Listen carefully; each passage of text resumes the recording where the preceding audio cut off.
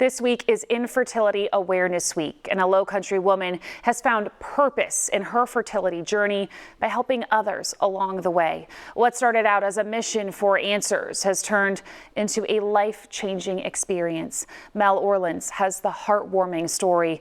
We do want to warn you, this story discusses pregnancy loss and may be triggering for some. All right, we'll put them in there. Step inside Catherine and Josh Baker's home and you'll find an adorable and loving young family. The center of their world, their 2.5-year-old daughter, Brooklyn. The journey to get this family started in 2020. We got pregnant pretty quickly. Yet it's been far from easy. Catherine remembers walking into her first ultrasound. Her excitement soon crushed. I was so naive. I didn't even have Josh go at all. And we went in and there was just nothing there. She said, "It looks like you've already miscarried." Oh my goodness, we'll go upstairs. Catherine was never one of those people that knew just how many kids she wanted. But as soon as that first miscarriage, everything changed. I was on a mission, like, become a mom, we have to be parents. The statistics of it happening back to back are so rare. So rare is right. According to the American College of Obstetricians and Gynecologists, recurrent pregnancy loss, which is 2 or more miscarriages in a row, affects 1% of reproductive-aged women. Catherine found herself on the wrong side of statistics. She would go on to have 5 more miscarriages after her first loss. Every loss made me want to be a mom more. Like every single loss, I was just more fuel to find an answer. The days and months following a miscarriage can be dark, filled with grief and hopelessness. For those with recurrent loss, arguably an even more lonely place. I did not feel like I could slow down and grieve because I was just losing it. Every month that passed, I was losing an opportunity. It is taxing. Infertility is often referred to as traumatic and exhausting as getting diagnosed with cancer. Catherine says her hardest loss happened at the end of 2020, 2 days before Christmas. The couple later found out that baby was a genetically normal boy. It just felt like so much of like our fault. Ironically, Catherine works in OB/GYN offices. She's around pregnant women every day. I remember after that experience going to work and being able to hear like the heartbeats of babies through the wall and just being like, it's so unfair. Like, why is this person getting to experience that? Because at that time, that was like, all I had wanted to do was like hear the heartbeat on the ultrasound, and that wasn't what happened for us. Recurrent loss testing turned up nothing.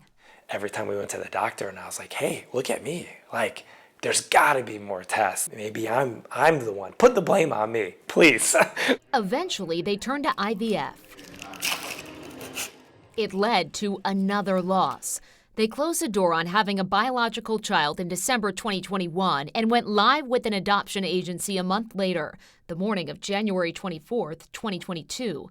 Later that night, another positive pregnancy test, their 7th. I mean, at this point, we had 6 back-to-back miscarriages, no answers, no diagnosis, and we just took it as, well, we'll figure out how we're going to miscarry this one. Josh is Mr. Optimistic. And you just said Lucky it's number going to... 7. Yeah. I was like, it has to happen. And he was right. At 6.5 weeks, they went in for a scan Catherine so badly wanted to avoid. I had just said a very specific prayer that he would say that this is a textbook pregnancy, and he actually did. Nothing was ever textbook for these two. We saw her heartbeat, we saw the baby, and he said, this is textbook. And I was just like chills for both of us. A moment the couple will never forget. Catherine credits her reproductive endocrinologist at Preg for allowing her to use the blood thinner Lovenox, which she believes brought her her daughter Brooklyn. During all this, she launched a podcast with her high school friend. You can probably relate to so many more listeners now with everything you went through last year. Fittingly calling it What the Fertility. The goal? Let women know they're not alone. Getting that one person that found comfort, or even like for me, I found Lovenox through social media, and I think that's what's brought me my girls. And so for them to maybe hear something that another guest had shared, and maybe that's how they build their family. 4 years and 120 episodes later, What the Fertility has educated countless women and aided them with courage. It's so gratifying to me to just be able to make somebody feel like, okay, I can actually walk into that fertility clinic and I'll be okay. Catherine had 2 more losses after Brooklyn's birth in 2022. She's due in June with their second daughter. This is her 10th pregnancy, yet she wouldn't change a thing.